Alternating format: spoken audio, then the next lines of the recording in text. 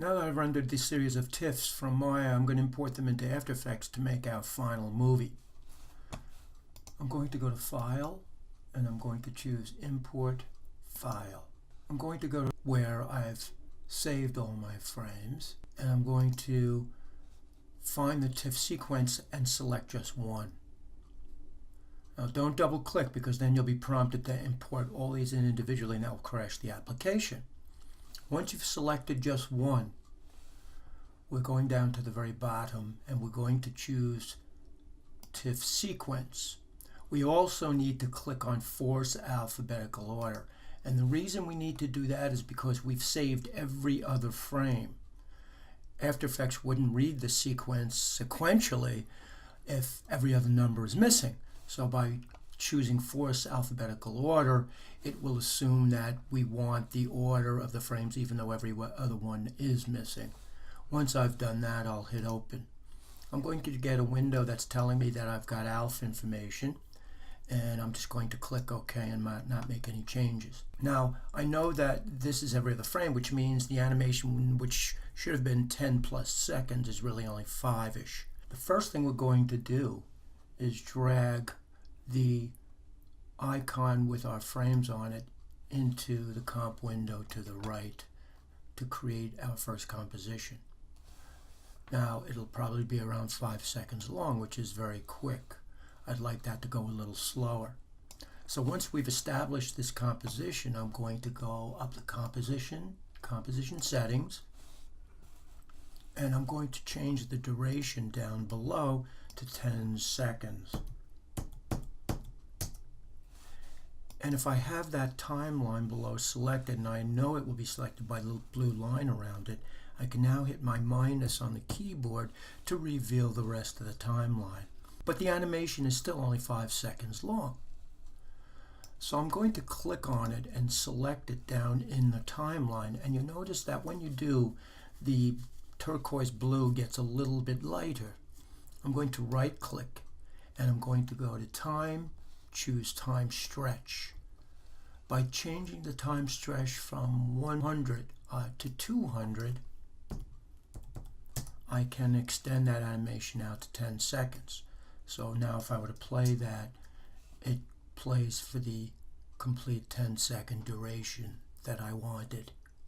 Now that we have the animation the way we want, I'm going to turn off the background color here by clicking on the checkbox next to the active camera just to make sure I have an alpha channel.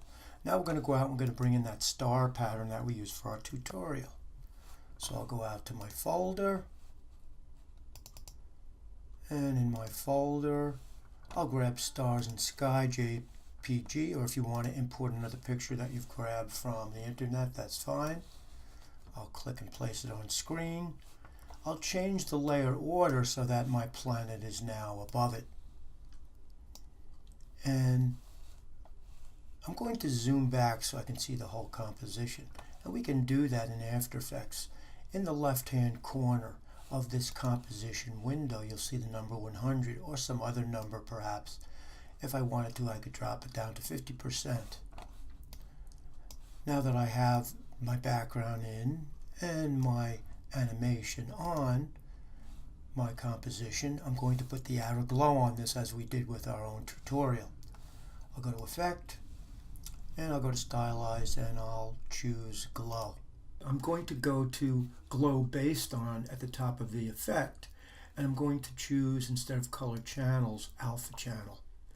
You'll notice that the glow now is at the perimeter of our geometry from our animation, our TIFF sequence.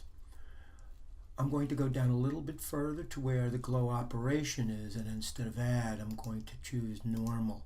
Now the glow is on the outside edge of our geometry and no longer encroaching on the inside of the content. At this point I can go and start changing the colors. So down where there is color A and B, I'll click on each of those, and maybe I'll go to the eyedropper for them, and I'll pick a color that appears in my star pattern. And if it's not bright enough, I can always brighten the color once I've gotten it from the comp. And I'm going to pick pretty much the same color for both the color A and color B.